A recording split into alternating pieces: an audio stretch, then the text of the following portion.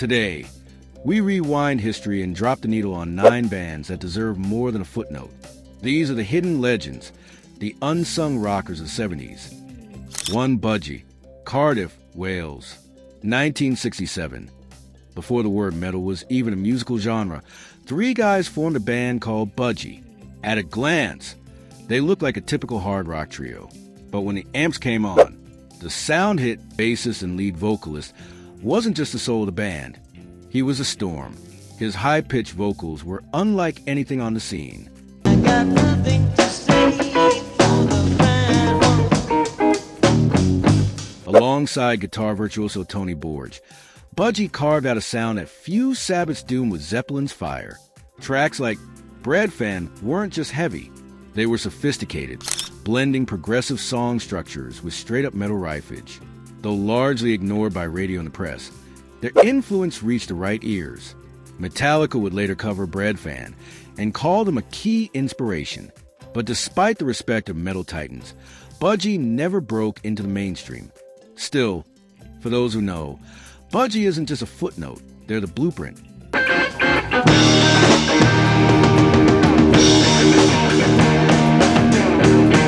2. The sensational Alex Harvey Band. The name itself is a statement, and they lived up to it.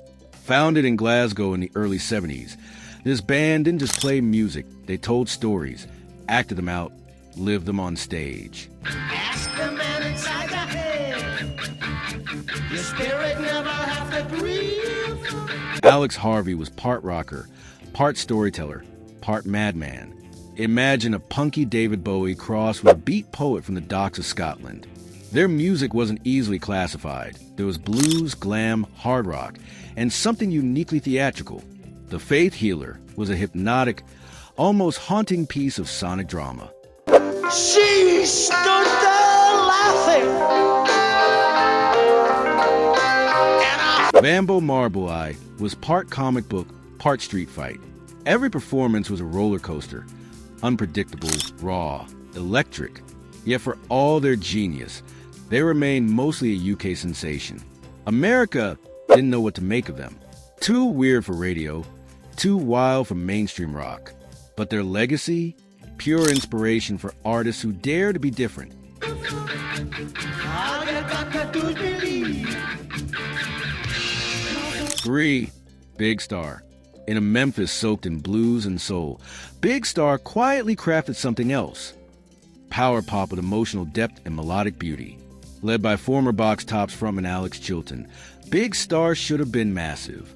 Their 1972 debut, One record, was filled with jangly guitars and confessional lyrics. Painted black.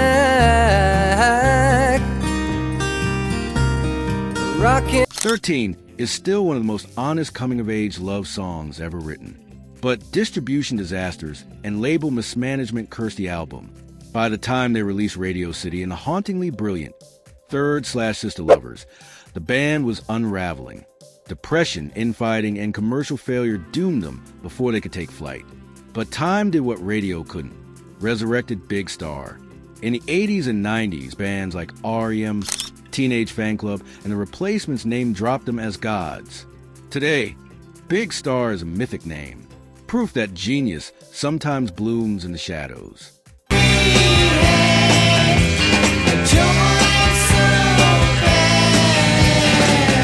4. Camel, Guildford, England, 1971. In a landscape dominated by Pink Floyd and King Crimson, Camel emerged not as imitators, but as innovators. Their weapon? Emotionally driven instrumentals and breathtaking musical landscapes. Guitarist Andy Latimer led the charge, blending classical, jazz, and rock into seamless movements.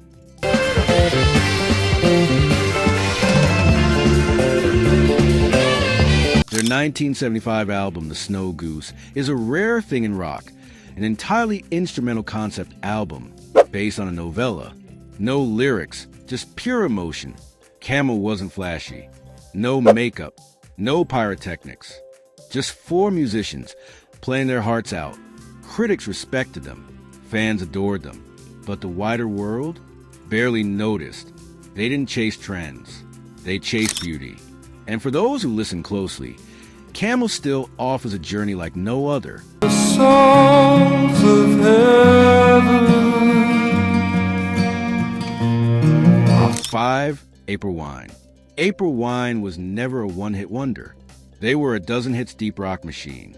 From Halifax, Nova Scotia, they rose with a blend of hard-edged riffs and radio-friendly hooks. Just between you and me. Their 1975 album Stand Back made them Canadian rock royalty. By 76, The Whole World's Going Crazy pushed them even further. Just Between You and Me became an international hit in the 80s. But they never quite cracked the upper echelon of rock stardom.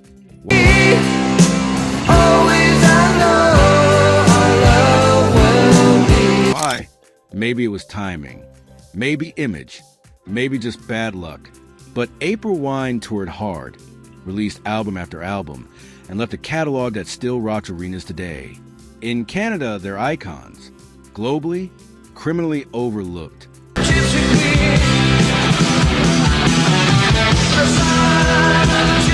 6. Nazareth. You know love hurts. But Nazareth was more than that one tearjerker. Hailing from Scotland, they were one of the loudest, grittiest bands of the decade. Their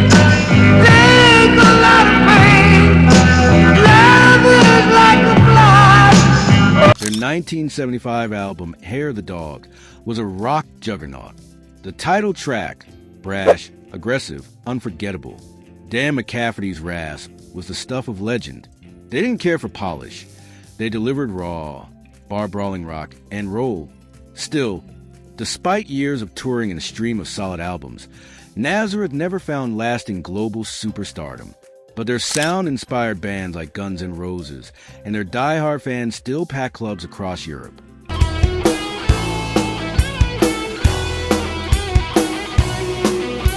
7. UFO.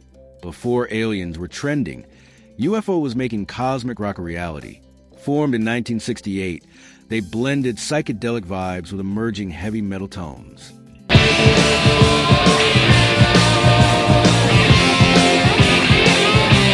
Their sound truly crystallized when German guitar prodigy Michael Schenker joined in '73. Albums like Phenomenon and Lights Out brought songs like Dr. Doctor, essential listening for any hard rock fan. UFO didn't fit neatly into any genre box. Too heavy for classic rock, too melodic for metal. They were the bridge between Led Zeppelin and Iron Maiden. But success was fleeting. Personnel changes, poor marketing, and bad timing kept them just shy of greatness. Still, the rock world owes them big. Doctor, doctor, please, don't you know? 8. The Pretty Things. The Pretty Things began in the 60s, but their impact on 70s rock is huge.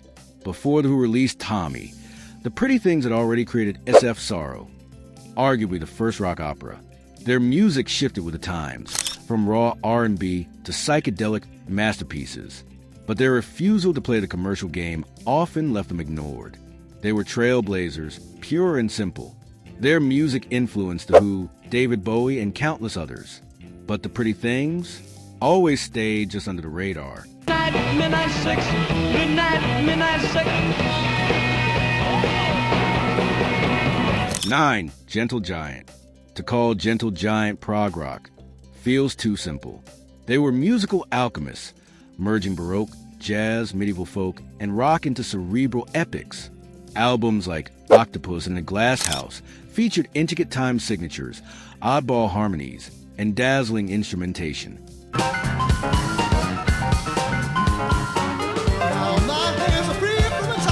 Every member could play multiple instruments, sometimes switching mid-song.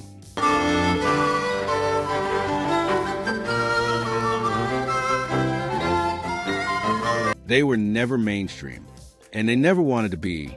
Gentle Giant demanded something from their listeners. In return, they gave brilliance. If you love this video, you won't want to miss this next one. Click here to watch another amazing video